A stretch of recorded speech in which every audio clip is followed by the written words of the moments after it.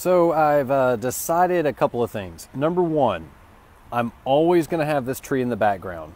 I'm just kidding, but I'm very happy that the tree is here because it's different. Number two, I am not doing a Facebook Live today because I'm really pumped to upload this video onto Facebook and then to edit it and to click subtitles.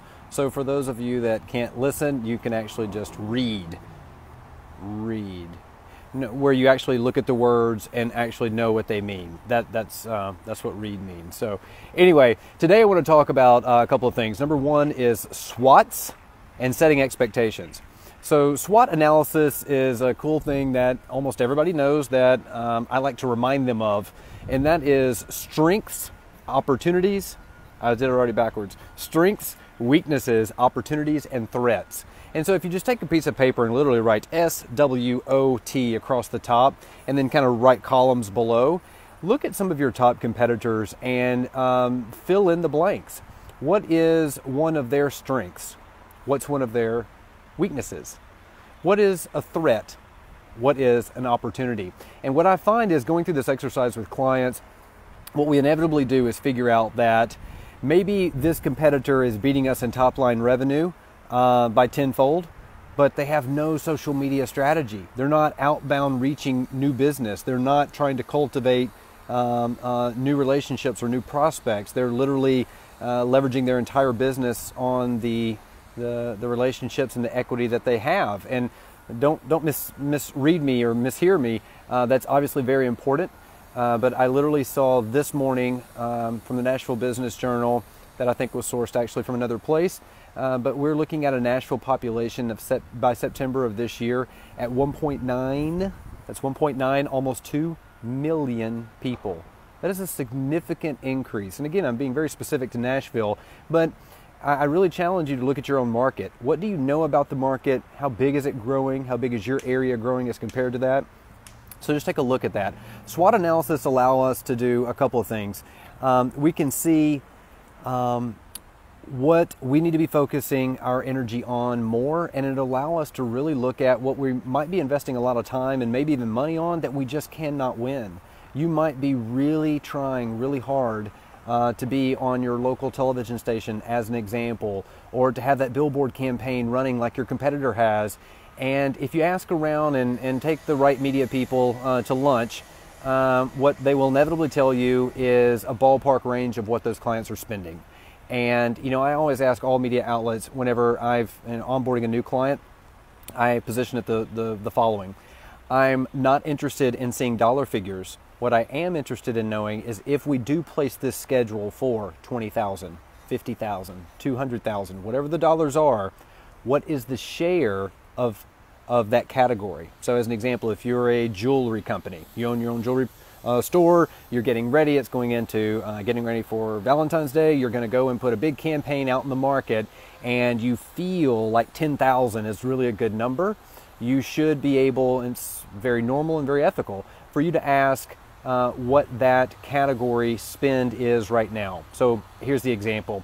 I'm Cole Evans. I own Evans Jewelry. I'm getting ready to invest $10,000. John, you're my radio rep. How much is the jewelry industry spending in the same campaign time? And John should be able to very quickly say, through not only through his organization or through a lot of other measurement back ends, to tell you what the industry is spending overall in the actual DMA, the designated marketing area, or actually tell you what that spend is on their specific station. So again, in this example, I'm owning my jewelry company. I'm getting ready to invest $10,000. I look, I ask the right questions, and what I find is 3 of my nearest competitors in my exact same industry are outspending me 4-1. So what is that? For me, that is a weakness, right? It is not a strength because we are actually going to lose that game. We're not spending enough to even stand out as compared to our next 2 competitors. So on the adverse side of that, you might look and say, you know what? Those businesses are spending a chunk of money in radio, again, as an example, but you know what? We're about 200 people away from them on Facebook, and they don't promote any of their posts. That is an opportunity, okay? So again, SWOT, strength, weakness, opportunity, threat. Write SWOT across the top of your page, write columns, fill it in. Fill it in for yourself, take a real hard look at your own business, and make sure that you're also engaging your competitors and looking at their social and again, putting it all on the paper and making some decisions. The next one is setting expectations. This is a big one.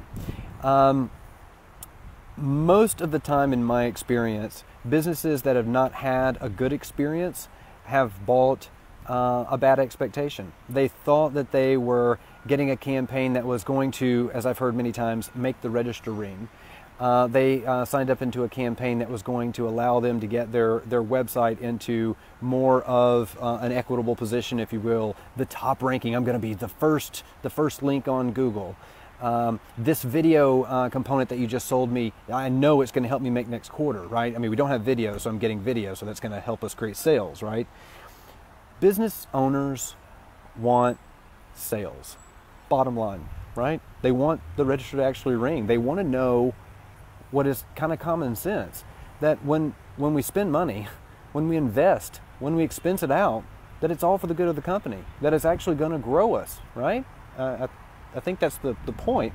What I find when it comes to marketing specifically is expectations are not set. They're not set that running a 6-week campaign on your favorite radio station in the market is actually going to do anything.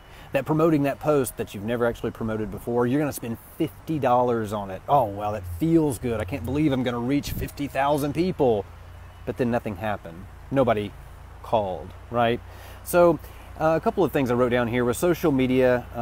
Obviously, traditional media schedules. Content generation's a big one, right? We all know that we need content. We've got to generate content. I'm doing it right now. But the question is now what? Who cares? What are you even doing this for? What am I doing this for? I've got expectations set, right? So I know how much time I'm willing to invest in these videos.